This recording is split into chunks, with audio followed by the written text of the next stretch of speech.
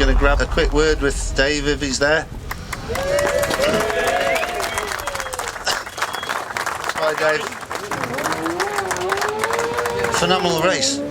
It was a really good race. That was one of the most enjoyable races I've ever had around here. Really enjoyed it, yeah. Yeah, I mean, Dave, you're 17 times winning around here. I mean, you know your way around here, and I mean, it seems that the speeds every year, they seem to be getting quicker and quicker. And I mean, I know you broke the lap record on your last lap. Yeah, that was some last lap, and I kept watching my boards, and nothing was happening. It was the same each time, and I thought, how can I be riding this much harder and not making any ground? And of course, the boys it was like so even that last lap between us, and I don't know what it was, but it was something like 0.02 of a second splitting us. And well, I'm delighted to have nailed the lap record down on that last lap, and I hope the boys are happy enough with what they've got. I mean, they've got 3 wins. They've got a lot to catch up with you with 17. I am an old timer though, and I've had my first win in 1989. It's been a long old road, and you have your ups and downs like the guys did with their crash last year. I had the same on 2 occasions, but if you made a good stuff, you bounce back, and that's it. Well, we'll have a word with Binzy. So what's Dave like to ride with? Smooth as silk. Now, I didn't think I was that last lap. Is he another one like Dan Sale that doesn't say a lot? I do say a lot when I get a bit confident, but there's a load of people here, isn't there? He's just a boy. I mean, obviously it's. Oh, sorry, mate. It's your first TT with Dave, and I mean the experience that Dave's got around here certainly got to give you a lot of confidence on the chair. Yeah, it does. Yeah, it fills you with confidence knowing that you're with somebody who knows what they're doing, and who's fast, smooth. You know, it's when he asked me to ride with him, it was unbelievable. You know, I've grown up watching him. He won his first TT when I was 2. And you know, that's how long he's been around. He knows his way around. He knows his stuff. He's real good, and you know, for him to have the trust in me to go from 103 to nearly 117 is just, well, people say to be a passenger you have to be mad, but Tom will agree with me, to be a driver you have to be mad, because I couldn't imagine coming into the bottom of Bigarro thinking, do you know what, I hope that little squirt's out for the left. But now you've got a record yourself. The partnership between you is fastest lap round the TT course. I mean, that must be special. Yeah, it is. Yeah, it's, me and Dave have always worked well together. You know, when we're going around any circuit, we go around certain corners, and I think I've messed up a bit, and he comes in and goes, "Oh, you did brilliant there." I thought I was a bit all over the place, and but when you get it right, like he said the other night on Friday, the fastest he's ever been through Quarry Bends.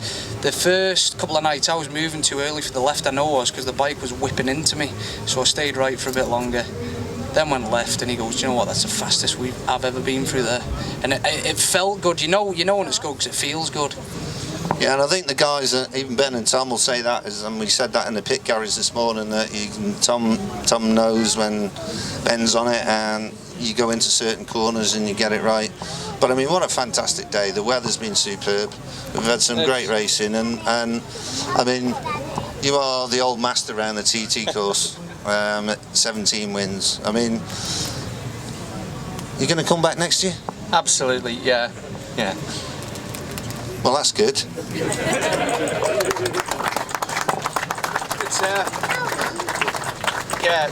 It's funny. It's how can I put it? It's emotional. The whole thing. It doesn't matter how many times you do it. Just. I think that's one of the things that, and probably what Dave is trying to explain, the TT is so special. And it's so special to these guys. I mean, the number of years that Dave's been doing it and the number of wins that he's got, it's just that drug that keeps pulling you back and wanting you to do it. It makes me feel his age. Well, strangely enough, me and Dave are about the same age, so... Maybe you ought to start racing. Yeah, maybe I should. Maybe I should. But I couldn't drive as fast as you. Oh, God. It's been a roller coaster week. We've practiced week for everybody. When when the weather starts playing a part, it just messes your whole plan up. Everything goes down the drain, and things have to be changed, and you either make a right decision or a wrong decision. And it's just luck of the draw with this place. But like, look at this today. You could be in Spain, couldn't you? It's fantastic. So race 1, I mean, obviously, first lap. Yeah. Probably not a lot of people here sort of know, but I mean, yeah, you were on the pace. But what sort of happened race 1?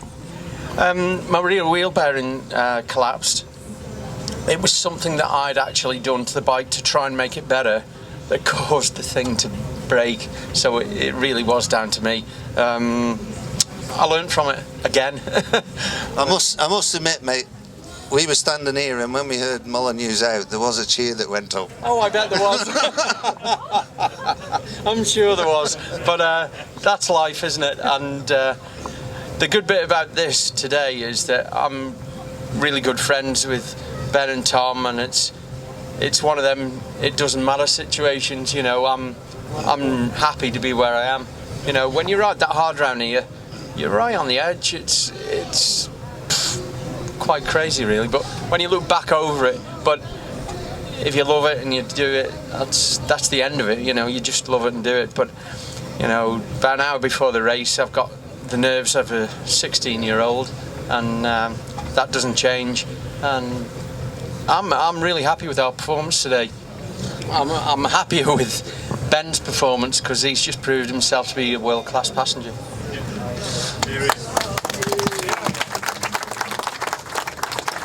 And I think that's the thing. I mean, 17 wins round here. I mean, Ben and Tom there, they've got 3, and I mean, I think they've certainly shown their class round the TT course, coming from sort of being a world champions, and Klaffi would say himself that when he won the world championship in 2001, he thought he could come to the Isle of Man, come to the TT races and win it in his first year.